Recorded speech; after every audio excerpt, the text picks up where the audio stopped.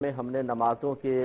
اوقات کے بارے میں تفصیلی کلام کیا تھا اور اس میں پھر پہلے مستحب اوقات ذکر کیے تھے، اس کے بعد 3 ایسے مکروہ اوقات کا تذکرہ کیا تھا جن میں فرض، واجب، سنت، نفل ادا یا قضا کوئی بھی نماز ادا نہیں کر سکتے ہیں۔ ان میں پہلے آپ کو بتایا تھا طلوع آفتاب، دوسرا زوال کا وقت اور تیسرا غروب آفتاب۔ ان کا کیا صحیح شرعی تصور ہے وہ بھی آپ کی خدمت میں عرض کیا تھا، اور آج انشاءاللہ ہم نوافل جن اوقات میں پڑھنا مکروہ ہے وہ اوقات آپ کی خدمت میں عرض کریں گے۔ یہ 12 اوقات ہیں، ان میں نفل نماز منع ہے، فرض یا واجب کی ہم بات نہیں کر رہے، بلکہ صرف نفل نماز پڑھنا منع ہوتی ہے، اور یہ اوقات بھی ہمیں ذہن میں رکھنے چاہیے۔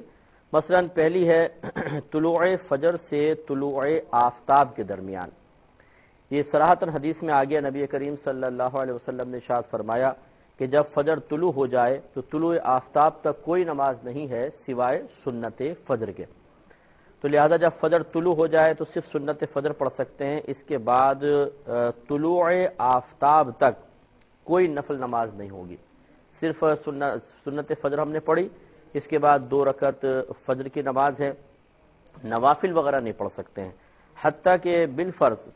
اگر کوئی شخص دیر سے آیا اور ڈائریکٹ جماعت میں شامل ہو گیا کہ فجر کی جماعت نکلنے کا اندیشہ تھا اور اس کی سنت رہ گئی، تو وہ ایسا نہیں کر سکتا کہ فجر کی نماز ادا کرنے کے بعد پھر طلوع آفتاب سے پہلے ان سنتوں کو پڑھے، نہیں، بلکہ یہ سنتیں نکل گئیں۔ اب اگر پڑھنا چاہے تو امام محمد رحمۃ اللہ علیہ کے قول کے مطابق طلوع آفتاب کے بعد پڑھ سکتا ہے، ورنہ امام اعظم ابو حنیفہ رضی اللہ تعالیٰ عنہ کے نزدیک چونکہ سنن و نوافل کی قضا نہیں ہے، لہذا وہ تو اس کی قضا کو بھی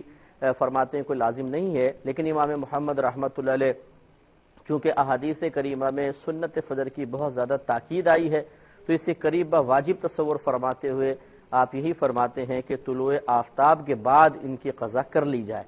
تو یہ آپ کی ثوابدید پر ہے، کریں تو بہتر، نہیں کریں تو کوئی حرج نہیں۔ لیکن ایسا نہیں کر سکتے ہیں کہ اگر فرض جماعت سے ادا کر لیے اور ہم یہ دیکھتے ہیں کہ ابھی تو سورج نکلنے میں کافی ٹائم باقی ہے، چلو سنتیں پڑھ لیتے ہیں، نہیں پڑھ سکتے ہیں، پڑھیں گے تو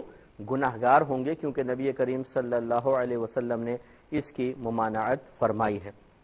تو پہلا وقت یاد رکھیں کہ جب فجر طلوع ہو جائے، یعنی فجر کا وقت شروع ہو جائے، اس وقت سے لے کر اور سورج کے نکلنے تک سنت فجر کے علاوہ اور کوئی سنن یا نوافل وغیرہ ادا نہیں کر سکتے ہیں۔ دوسرا یہ کہ جب نماز کے لیے، جماعت کے لیے اقامت کہی جائے تو اقامت شروع ہونے کے بعد نوافل وغیرہ نہیں پڑھ سکتے ہیں، بالکل بس اقامت شروع ہوئی، جیسے مثال کے طور پہ ظہر کی نماز ہے، ایک شخص مسجد میں آیا، اقامت شروع ہو گئی، اب اس نے سوچا کہ چلو میں فٹافٹ ظہر کی 4 سنتیں پڑھ کے جماعت میں شامل ہو جاؤں گا، ایک آدھ رکعت تو نکلے گی، تو اس کا ایسا کرنا مکروہ ہے، کیونکہ اقامت شروع ہو چکی ہے، اس کو چاہیے کہ فوراً جماعت میں شامل ہو جائے۔ لیکن یاد رکھیں کہ سنت فجر کا حکم تھوڑا سا علیحدہ ہے، یہ حدیثوں کے اندر ہی آیا ہے، لہٰذا اس سے فقہاء کرام نے اس کے بارے میں ارشاد فرمایا کہ اگر کوئی دیر سے مسجد میں آیا اور جماعت فجر ہو رہی ہے، چاہے جماعت فجر ہو رہی ہے، اقامت تو بہت دور کی بات، اگر وہ یقین ہے، اس کو یقین حاصل ہے کہ میں امام صاحب کے سلام پھیرنے سے پہلے سنت فجر ادا کر کے شامل جماعت ہو سکتا ہوں، تو پہلے وہ سنت فجر ایک سائیڈ میں ہٹ کے ادا کرے اور پھر شامل جماعت ہو جائے۔ لیکن اگر اس کو یقین ہے کہ میں اگر سنن میں مشغول ہوا تو اس سے پہلے ہی امام صاحب سلام پھیر دیں گے، تو پھر اب مجبوری ہے، اب وہ سنتوں کو چھوڑ کر براہ راست شامل جماعت ہو سکتا ہے۔ تو یہ صرف سنت فجر کا حکم ہے، ظہر کی ہوں، چاہے عصر کی ہوں، چاہے عشاء کی ہوں، ان تمام کے اندر اگر اقامت شروع ہو گئی تو پہلے والی سنتیں آپ ابھی نہیں پڑھیں گے، پہلے جماعت میں شامل ہوں گے، ہاں جماعت کے بعد پھر پڑھنا چاہیں تو ایک الگ بات ہے، لیکن اس میں بھی یہی ہے کہ جیسے عصر کی ہے،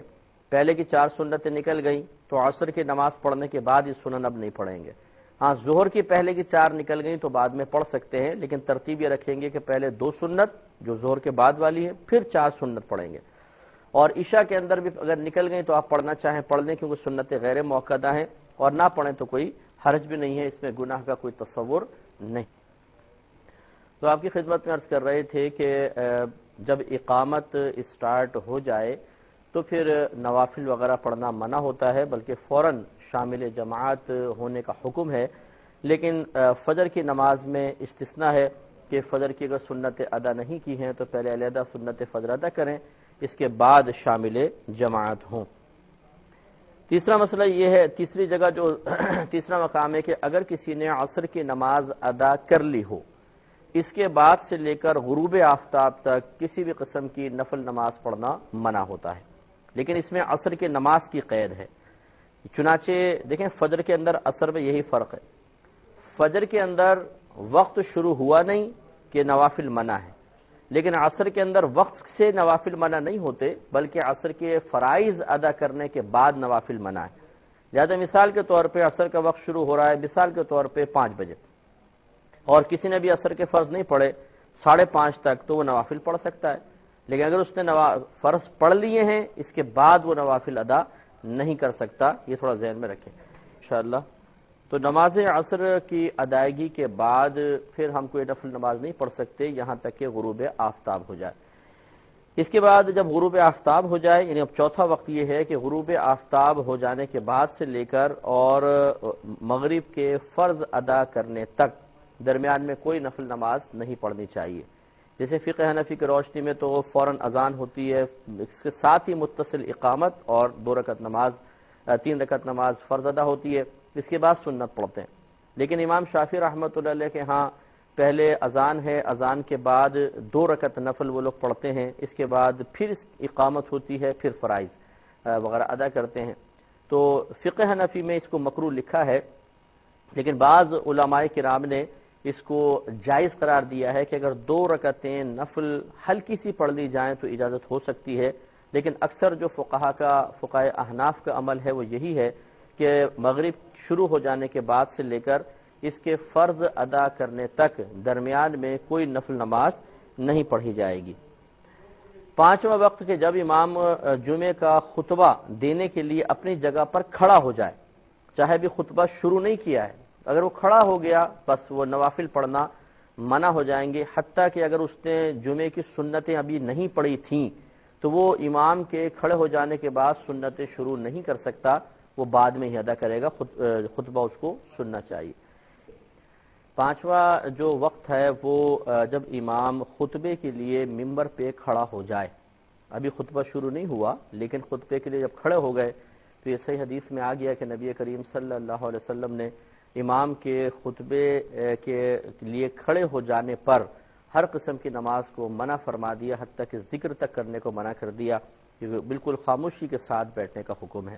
لہٰذا اب کوئی نوافل وغیرہ نہیں پڑھیں گے، حتیٰ کہ جمعے کی اگر سنتیں ابھی نہیں پڑھی تھیں اور امام خطبے کے لیے کھڑے ہو گئے ہیں تو حکم شرع یہی ہے کہ اب بیٹھ کر خطبہ سنیں، اس کے بعد پھر جب ٹائم ملے تب یا پھر فرائض کے بعد سنن کو ادا کیا جائے۔ ہاں اگر کوئی شخص ایسا ہے کہ وہ سنن میں مشغول ہو چکا تھا،